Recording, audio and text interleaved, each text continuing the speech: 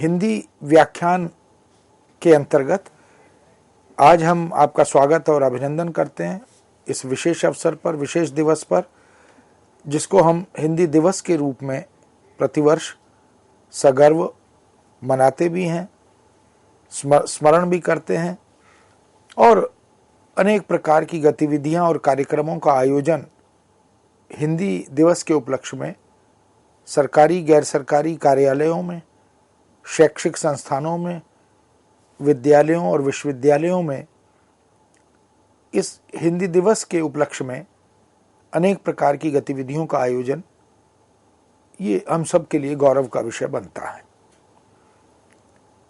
हिंदी दिवस 14 सितंबर को प्रतिवर्ष इसलिए मनाया जाता है क्योंकि स्वतंत्रता के पश्चात हम सब ने विमर्श के बाद, विचार के बाद, चिंतन मनन के बाद, सर्वेक्षण के बाद 14 सितंबर 1949 को संविधान सभा में यह पारित किया था कि देश के समस्त प्रशासनिक कार्यों के निष्पादन की भाषा यानी राजभाषा वह हिंदी होगी और हिंदी को जो राजभाषा है उस हिंदी को ऑफिशियल लैंग्वेज इस रूप में स्वीकार किया गया था। ये तो हम जानते ही हैं कि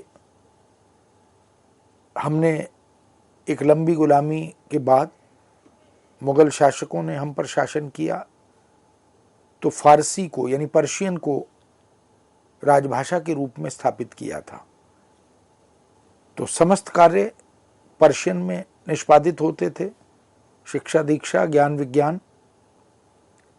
और उसके बाद जब अंग्रेज हम पर शासक बनकर काबिज हुए तो अंग्रेजी को राजभाषा के रूप में एक प्रकार से घोषित किया गया, स्वीकार किया गया।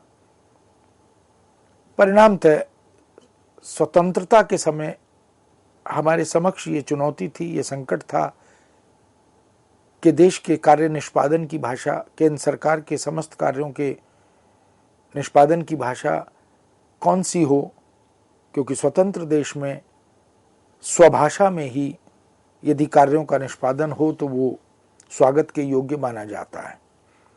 इसलिए हिंदी को राजभाषा जब घोषित किया गया तो वह देश के लिए बहुत गरिमा का, गौरव का अवसर था।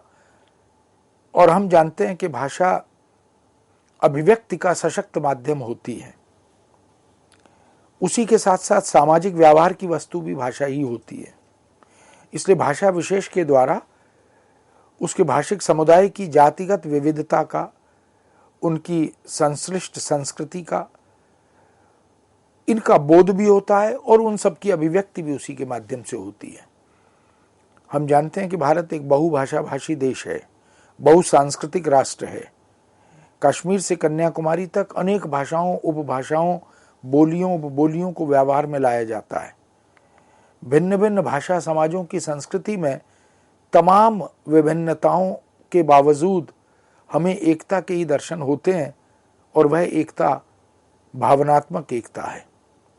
देश में भावनात्मक एकता को स्थापित करने के लिए हमें विभिन्न भाषाओं में से किसी एक भाषा को स्वीकार करना आवश्यक प्रतीत भी होता है और पूरे दुनिया के देशों में ऐसा दिखाई देता है।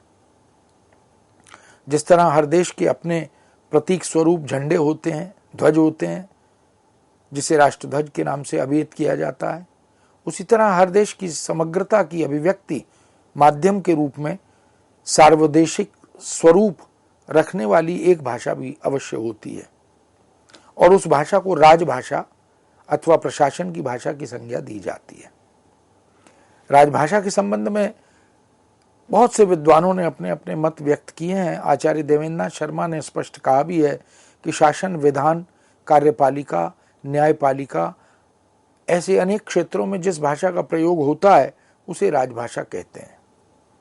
भाषाविद, भाषा वैज्ञानिक डॉक्टर कैलाश चंद्र भाटिया ने भी राजभाषा को राजकाज की भाषा कहा है। इस तरह राजभाषा का तात्पर्य राज्य के 3 प्रमुख अंगों की भाषा से है। किसी भी राज्य के 3 प्रमुख अंग संसद, अदालतें यानी न्याय व्यवस्था, कार्यपालिका, न्यायपालिका और प्रशासन आदि या सरकार के समस्त कार्यों के कार्य का निष्पादन करने वाली व्यवस्था आदि, इन तीनों अंगों का संबंध संपूर्ण देश की संसद से है, जो पूरे देश के लिए कानून भी बनाती है और प्रदेशों के विधानमंडल अपने अपने स्तर पर अपनी भाषा में काम करते हैं। इन सब का समन्वय करने के लिए जरूरी है कि सभी विधायी निकायों के निर्णय आदि देश की राजभाषा में उपलब्ध हों। हिंदी राजभाषा के दायित्व को निभा रही है और अंग्रेजी सह राजभाषा के रूप में काम कर रही है। इन भाषाओं को यह दायित्व भारत की संवैधानिक और वैधानिक व्यवस्थाओं के अंतर्गत दिया गया है। यदि राजभाषा हिंदी की पृष्ठभूमि पर, उसकी पूर्व पीठिका पर विचार करें तो कह सकते हैं कि विश्व का अति सभ्य प्राचीन देश होने के कारण भारत में अत्यंत प्राचीन काल से शासन चलता आया है। उस शासन को चलाने के लिए किसी न किसी प्रशासनिक व्यवस्था की उपयोगिता भी सदैव रही है। तब इससे संबंधित साहित्य को राजनीति विज्ञान, अर्थशास्त्र, दंड नीति, स्मृति आदि नामों से अभिहित किया जाता रहा है। तब प्रशासन में प्रयुक्त होने वाली शब्द की अभिव्यक्तियां राजकीय अभिलेख तक ही सीमित नहीं है, बल्कि उनका प्रयोग काव्य और इतिहास में भी उपलब्ध रहा। इसलिए वेदों में, उपनिषदों में, महाभारत में, रामायण में, ऐसे अनेक धार्मिक ग्रंथ, इनमें राजा, उनके प्रकार, उनकी नियुक्ति, मंत्री, पदाधिकारी, उनकी आचार संहिता, प्रशासन, संचालन विधि आदि के अनेक उदाहरण हमें इन तमाम ग्रंथों में मिलते भी हैं। उस समय राजकाज और प्रशासन की भाषा सामान्यतः संस्कृत थी। इस तथ्य के प्रमाण हमें प्राचीन सरकारी लेखों में, पत्रों में, कानूनों में, नियमों में और सरकार से संबंधित अभिलेखों में भी प्राप्त होते हैं। कालांतर में संस्कृत विशिष्ट वर्ग और साहित्यिक ग्रंथों तक सीमित हो गई और जनता से यानी सामान्य प्रयोक्ता से दूर चली गई, जिसके परिणाम स्वरूप समयानुसार प्राकृत, पाली, अपभ्रंश आदि भाषाओं का प्रयोग राजकाज में हुआ। लगभग 12वीं-13वीं शताब्दी के आसपास पूर्वी पंजाब से बंगाल तक प्रचलित सभी बोलियों में भाषाओं को हिंदी ने आत्मसात कर लिया और राजकाज की भाषा के रूप में व्यवहृत होने लगी। ऐसा इसलिए भी संभव हुआ कि हिंदी का उत्तर पूर्वी और मध्य भारत की समस्त भाषाओं से गहरा रिश्ता था। जैसे राजपूतों के शासन की भाषा डिंगल पिंगल वस्तुतः राजस्थानी हिंदी ही थी, जिसमें शासकीय पत्र, टिप्पणियां, राज कर्मचारियों की आचार संहिता, राजा के आदेश आदि ये प्रस्तुत किए जाते थे। हिंदी भाषा का इतिहास लगभग 1100 वर्ष पुराना है। संस्कृत युग के पश्चात पाली, प्राकृत और अपभ्रंश के दौर में हिंदी ने जन्म ले लिया था। हिंदी साहित्य के इतिहास का काल विभाजन करते हुए हम संवत 1050 से इसका प्रारंभ मानते भी हैं। किंतु यह साहित्य की भाषा हिंदी है और कविता की भाषा हिंदी है। खड़ी बोली हिंदी का विकास अमीर खुसरो के काव्य में प्रारंभ होता हुआ दिखाई देता है, किंतु आदिकालीन हिंदी साहित्य की भाषा हिंदी हो या मध्यकालीन भक्ति और रीतिकालीन साहित्य की भाषा हिंदी हो, वह मूल रूप से वर्तमान खड़ी बोली हिंदी नहीं थी, इससे भिन्न थी।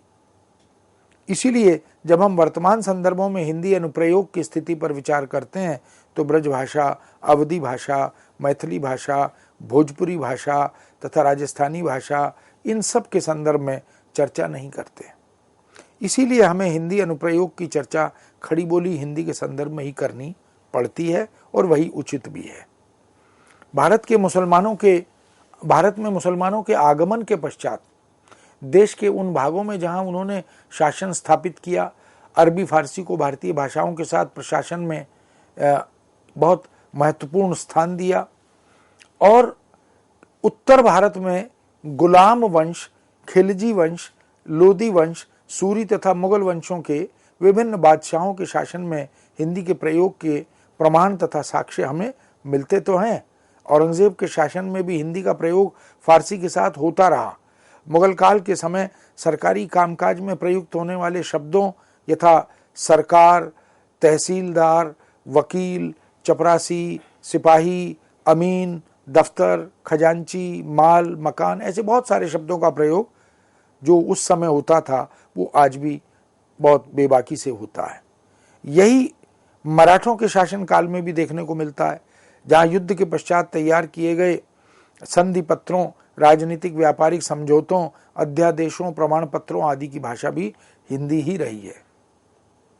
अंग्रेजों ने अपने शासनकाल में तत्कालीन प्रचलित राजभाषा फारसी को ही प्रश्रय दिया था, किंतु 1835 ईस्वी में लॉर्ड मैकाले ने अंग्रेजी को भारत की शिक्षा और प्रशासन की भाषा के रूप में स्थापित कर दिया और धीरे धीरे वह न केवल पूरी तरह से भारतीय प्रशासन की भाषा बन गई, बल्कि शिक्षा, वाणिज्य, व्यापार, उद्योग, धंधे, इन सब की भाषा भी बनती चली गई। फिर भी अंग्रेजी शासक यह महसूस करते रहे कि भारत की भाषाओं को बहुत दिनों तक दबाया नहीं जा सकता, अतः उन्होंने हिंदी भाषी प्रदेशों में हिंदी को और अन्य प्रदेशों में वहाँ की भाषाओं को प्राथमिक और माध्यमिक कक्षाओं में शिक्षा का माध्यम बनाना स्वीकार किया। हिंदी को लेकर अंग्रेजों के विरुद्ध स्वयं अंग्रेज ही लड़ते रहे, इसमें उल्लेखनीय नाम फ्रेडरिक पिनकॉट का लिया जाता है। ब्रिटिश सरकार से उनकी यह लड़ाई सन 1868 ईस्वी में प्रारंभ हुई थी, जबकि वो उस समय केवल 32 वर्ष की अवस्था के थे। सन 1888 में श्रीधर पाठक को लिखे पत्र में उन्होंने स्पष्ट रूप से यह लिखा था कि 20 साल पहले मैं एकमात्र यूरोपियन था जिसने सरकार पर हिंदी के बारे में दबाव डाला और 10 साल बाद इस नियम को बनवाने में सफल रहा कि भारत जाने वाले अंग्रेजों के लिए हिंदी की परीक्षा पास करना अनिवार्य किया जाए। स्वाधीनता के पश्चात हिंदी को प्रशासन की भाषा के रूप में विकसित करने का निश्चय किया गया, क्योंकि भाषाई स्वाभिमान स्वतंत्र राष्ट्र का अभिन्न अंग होता है। भाषा देश की अस्मिता की पहचान होती है। हिंदी को राजभाषा या प्रशासन की भाषा के बाद से उसके पद से सुशोभित करने के पीछे यह धारणा रही कि हिंदी केवल ज्ञान विज्ञान, अध्ययन, साहित्य आदि की ही भाषा ना रह जाए, लोक संपर्क की भाषा बने, बल्कि प्रशासनिक भाषा का जामा पहनकर सरकारी कामकाज, बोलचाल और कार्य व्यवहार की भाषा भी वही बने। इसके लिए वैधानिक व्यवस्था की गई, मानवीय एवं भौतिक संसाधन जुटाए गए, सरकारी कार्यालयों और क्षेत्रों में ऐसा वातावरण निर्मित किया गया कि धीरे धीरे हिंदी दैनिक कार्यों की भाषा बन जाए। इसी के कारण 14 सितंबर सन 1949 ईस्वी में हिंदी को राजभाषा का दर्जा दिया गया। हिंदी के संवैधानिक प्रावधानों और उपबंधों पर जब हम विचार करते हैं, क्योंकि जब हमने राजभाषा घोषित किया तो संविधान में इस राजभाषा हिंदी के लिए, उसके कार्यान्वयन के लिए कुछ उपबंध, कुछ प्रावधान किए गए। उन्हीं को हम संवैधानिक प्रावधान कहते हैं। संविधान के अनुच्छेद 343(1) के अनुसार संघ की राजभाषा देवनागरी लिपि में लिखित हिंदी होगी। इसी तरह संविधान के अनुच्छेद 343(2) के अनुसार यह प्रावधान किया गया कि संविधान के प्रारंभ में 26 जनवरी 1965 तक सभी राजकीय प्रयोजनों के लिए अंग्रेजी का यथावत प्रयोग होता रहेगा, ताकि हिंदी इस अवधि में शासन, विभाग, कार्यपालिका तथा न्यायपालिका के कार्यों को निष्पादित करने में सक्षम हो जाए। संविधान के अनुच्छेद 343(3) में संसद को यह अधिकार भी दे दिया गया कि 15 वर्ष की अवधि समाप्त होने के बाद भी वह चाहे तो अंग्रेजी के प्रयोग को यथावत रखने का प्रावधान कर सकती है, विधि कर सकती है, कोई उपबंध अगर बनाना चाहे तो कर सकती है। इस प्रकार के प्रावधान से हिंदी को राजभाषा का गौरव प्रदान करने के पश्चात भी अवरोधात्मक संवैधानिक उपबंधों का सामना करना पड़ा। स्वाभाविक है कि जब ऐसी व्यवस्था हो गई तो राजभाषा हिंदी के कार्यान्वयन की अनिवार्यता, उसमें ढील आ गई। संविधान के अनुच्छेद 344 के द्वारा माननीय राष्ट्रपति महोदय को यह आदेश दिया गया कि संविधान के प्रथम 5 वर्ष तथा 10 वर्ष के पश्चात राजभाषा आयोग की नियुक्ति करे। संविधान के अनुच्छेद 345 में यह प्रावधान भी किया गया कि राज्य का विधानमंडल विधि द्वारा एक या एकाधिक प्रादेशिक भाषाओं अथवा हिंदी को सरकारी प्रयोजनों के लिए स्वीकार कर सकेगा। हम देख सकते हैं कि ये जो प्रावधान थे वो कहीं हिंदी को कार्यान्वयन की दृष्टि से शक्ति देते हैं, तो कहीं उसके उड़ान के पंखों को काट भी देते हैं। अनुच्छेद 346 में यह साफ साफ आदेश है कि एक राज्य तथा दूसरे राज्य के बीच किसी राज्य एवं संघ के मध्य पत्राचार में संघ की राजभाषा का ही प्रयोग होना चाहिए। अनुच्छेद 347 के अनुसार यदि किसी राज्य के जन समुदाय का पर्याप्त अनुपात अपने द्वारा बोली समझी जाने वाली भाषा को राज्य द्वारा अभिज्ञात करना चाहे तो राष्ट्रपति उस भाषा को सरकारी अभिज्ञा देने के अधिकारी होंगे। संविधान के अनुच्छेद 348 में उच्चतम न्यायालय और उच्च न्यायालय इन सब की भाषा का भी प्रावधान होना चाहिए। संविधान के अनुच्छेद 349 में यह व्यवस्था है कि संविधान के शुरू के 15 वर्षों की कालावधि तक अंग्रेजी के स्थान पर किसी अन्य भाषा का पाठ प्राधिकृत पाठ नहीं माना जाएगा। यानी यदि कोई विवाद हो जाए अनुवाद को लेकर, मूल मंतव्य को लेकर, तो अंग्रेजी पाठ ही प्राधिकृत पाठ माना जाएगा। संविधान के अनुच्छेद 350 के अनुसार कोई व्यक्ति अपनी शिकायत के समाधान के लिए संघ या संबद्ध राज्य में प्रयुक्त होने वाली किसी भी भाषा में निवेदन कर सकेगा। इस व्यवस्था के जरिए भाषाई अल्पसंख्यकों के अधिकार भी पूरी तरह सुरक्षित किए गए। संविधान का अंतिम अनुच्छेद जो राजभाषा हिंदी के लिए किए गए प्रावधान है, उनमें अनुच्छेद 351 अत्यंत महत्वपूर्ण बन गया। इसके अनुसार संघ सरकार का वह कर्तव्य है कि वह हिंदी को एक ऐसी सर्वमान्य राष्ट्रीय भाषा के रूप में विकसित करे जिसका पूरे राष्ट्र में गर्व सहित प्रयोग किया जा सके और वह भारत की मिश्रित संस्कृति को अभिव्यक्त कर सके।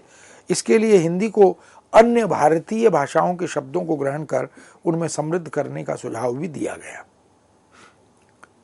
राजभाषा हिंदी से संबंधित वैधानिक व्यवस्था यह भी की गई। स्वतंत्रता के पश्चात भारत के संविधान के प्रवर्तन पर हिंदी को भारत संघ की राजभाषा के रूप में स्वीकृत किया गया। संविधान के अनुच्छेद 343 के अनुसार भारत संघ की राजभाषा देवनागरी में लिखित हिंदी है। वर्ष 1952 से लेकर 1961 तक सरकारी कामकाज में हिंदी के प्रयोग के संबंध में राष्ट्रपति के महत्वपूर्ण आदेश भी जारी किए गए।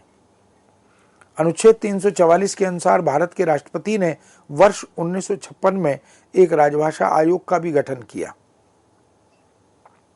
जो राजभाषा के प्रगामी प्रयोगों के विषय में सिफारिश कर सकेगा।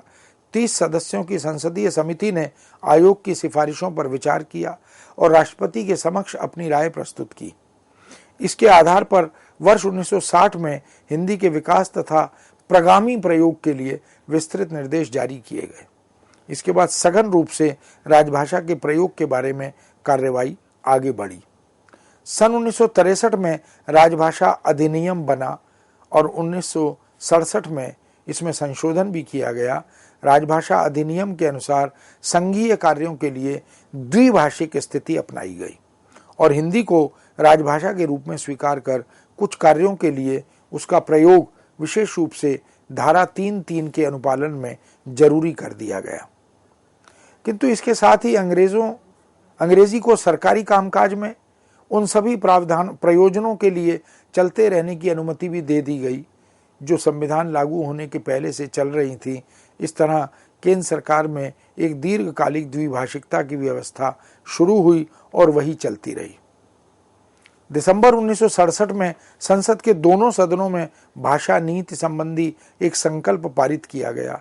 इस संकल्प के पैरा 1 के अनुसार राजभाषा विभाग यानी गृह मंत्रालय हर वर्ष एक वार्षिक कार्यक्रम बनाता है जिसमें केंद्र सरकार के कार्यालयों आदि के लिए एक वर्ष में हिंदी में काम करने के लक्ष्य निर्धारित किए जाते हैं। राजभाषा नीति के अनुपालन के विचार से राजभाषा नियम 1976 के तहत देश को क, ख और ग क्षेत्रों के रूप में वर्गीकृत किया गया। राजभाषा नीति के कार्यान्वयन का दायित्व भारत सरकार एवं उसके उपक्रम में कार्यरत प्रशासनिक प्रमुखों का निर्धारित किया गया और इसके प्रत्येक अधिकारी एवं कर्मचारी का सहयोग इसके लिए अपेक्षित माना गया। राजभाषा हिंदी और अनुवाद इनका रिश्ता भी अभिन्न और अटूट रिश्ता बन गया। जब द्विभाषिकता के प्रावधान किए गए तो राजभाषा हिंदी के कार्यान्वयन में अनुवाद की भूमिका बहुत रचनात्मक हो गई। राजभाषा अधिनियम 1963, यथा संशोधित 1967 और विशेष तौर पर उसकी धारा 3(3) के अनुसार कार्यालयों में कामकाज में द्विभाषिकता की स्थिति के कारण तब से लेकर आज तक कितने ही आदेश अनुदेश निकाले गए, जिसके अनुसार प्रशासन के प्रायः सभी क्षेत्रों में हिंदी का प्रयोग कमोबेश हो भी रहा है। सरकार के महत्वपूर्ण कामकाज जैसे संकल्प, सामान्य आदेश, नियम, अधिसूचनाएं, प्रशासनिक और अन्य रिपोर्टें, प्रेस विज्ञप्तियां, संसद के लिए सभी रिपोर्ट और सभी कागज पत्र, संविदा, करार, notice, licence, permit, tender, form, इन सब में हिंदी और अंग्रेजी में एक साथ इनको जारी करने की व्यवस्था की गई, प्रावधान किए गए। इसके अतिरिक्त विभागीय नियम, मैनुअल, संविदा और अन्य कार्यविधि सामग्री भी दोनों भाषाओं में तैयार हो रही है। पत्र व्यवहार, फाइल पर टिप्पणियां आदि में हिंदी का प्रयोग। सबसे बड़ी बात है कि इन सभी सरकारी कागजातों को मूलतः अंग्रेजी में लिखा जाता है और उसके बाद उनका हिंदी में अनुवाद किया जाता है। इस कार्य के लिए अनुवाद की आवश्यकता निश्चित रूप से होती है। अतः अनुवाद की आवश्यकता को ध्यान में रखते हुए आज प्रशासन के क्षेत्र में कदम कदम पर हम देख सकते हैं कि अनुवाद के आधार पर राजभाषा का निर्माण होता है। स्थिति यह हो चुकी है कि आज कार्यालयी अनुवाद जैसी अवधारणा मूर्त रूप ग्रहण करने लगी है। सरकार द्वारा हिंदी का राजभाषा के रूप में प्रयोग, प्रसार, विकास और सरकारी कामकाज में प्रयोग, इसको बढ़ाने के लिए विभिन्न उपायों और सुविधाओं की व्यवस्था भी की गई है, जिसमें अनुवाद व्यवस्था का बहुत महत्वपूर्ण स्थान है। यह अनुवाद व्यवस्था मुख्य रूप से 3 अभिकरणों द्वारा की गई है। विधि संबंधी साहित्य के हिंदी अनुवाद का कार्य विधि मंत्रालय के अधीन राजभाषा विधायी खंड द्वारा किया जाता है और असांविधिक कार्यविधि साहित्य जैसे मैनुअल, फॉर्म, संहिता आदि के अनुवाद का कार्य पहले केंद्रीय हिंदी निदेशालय, शिक्षा मंत्रालय और अब केंद्रीय अनुवाद ब्यूरो, राजभाषा विभाग, गृह मंत्रालय द्वारा किया जाता है। इनके अलावा तीसरे स्तर पर प्रत्येक मंत्रालय, विभाग, कार्यालय आदि में अपने दैनंदिन और सामान्य प्रकार की सामग्री आदि के अनुवाद की स्वयं व्यवस्था भी होती है। हालांकि इसमें कोई संदेह नहीं है कि आज़ादी के बाद राजभाषा के रूप में हिंदी के विकास, प्रसार और प्रयोग के लिए विभिन्न योजनाएं और उपाय किए गए हैं, किंतु वास्तविक स्थिति यह भी है कि राजभाषा के रूप में हिंदी का विकास और प्रयोग अधिकतर अनुवाद की भाषा के रूप में हुआ है। इसलिए राजभाषा के विकास, प्रसार, प्रगति और प्रयोग के संदर्भ में अनुवाद की उपयोगिता 2 दृष्टियों से विशेष रूप से उल्लेखनीय है। एक, सरकारी कामकाज के प्रयोग में आने वाली सभी प्रकार के साहित्य और सामग्री को अनुवाद के जरिए हिंदी में उपलब्ध कराया जाता है। इस प्रकार के प्रशासनिक साहित्य और सामग्री का प्रयोग न केवल सरकारी कर्मचारियों तक ही सीमित है, बल्कि उसका प्रयोग जनता के लिए भी होता है। इस साहित्य की सफलता की सर्वप्रमुख कसौटी यही है कि वह जनता को अच्छी तरह से समझ में आ जाए।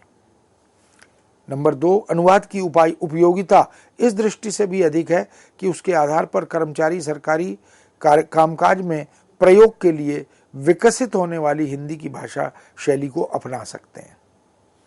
जब हम स्वतंत्र रूप से यह देखें कि आज़ादी के बाद हमारे पास अपनी कोई भी एक भारतीय भाषा ऐसी न थी जिसे राजकाज की भाषा बनाया जा सके, हम बहुभाषा भाषी देश होने के बावजूद अपनी किसी भी भाषा को इसके लिए प्रस्तुत नहीं कर सके।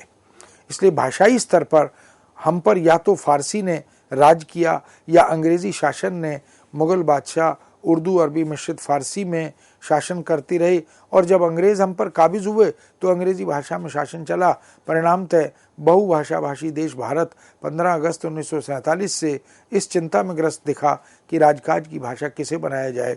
उपबोलियों, बोलियों, उपभाषाओं और भाषाओं की कमी देश में नहीं थी, किंतु सभी भारतीय भाषाओं का अपना अपना सुदीर्घ और सशक्त इतिहास मौजूद था। मौखिक और लिखित साहित्य की एक विलक्षण परंपरा भी सबके पास थी, किंतु साहित्य की भाषा प्रशासन शासन की भाषा नहीं होती, आम आदमी की भाषा या बोलचाल की भाषा, विज्ञान तकनीक की भाषा नहीं होती। यह हमें कभी भूलना नहीं चाहिए। जबकि सामान्यतः बहुत से लोग इस तरह की बात कहते हैं कि हिंदी को सरल, हिंदी को बोधगम्य बनाओ, जबकि तकनीकी, प्रौद्योगिकी, वैज्ञानिक, ज्ञान विज्ञान के क्षेत्र, अनुप्रयोग के क्षेत्रों की भाषा को हम जब पारिभाषिक शब्दावली पर आधारित बांधते हैं तो उनके सरलीकरण की बात करना यह कुछ कुछ तर्क संगत और न्याय संगत प्रतीत नहीं होता। मित्रों, इस विषय को यहाँ अभी विराम देते हुए पुनः आपके समक्ष इसको जारी रखते हुए उपस्थित होंगे। आज्ञा दीजिए। नमस्कार।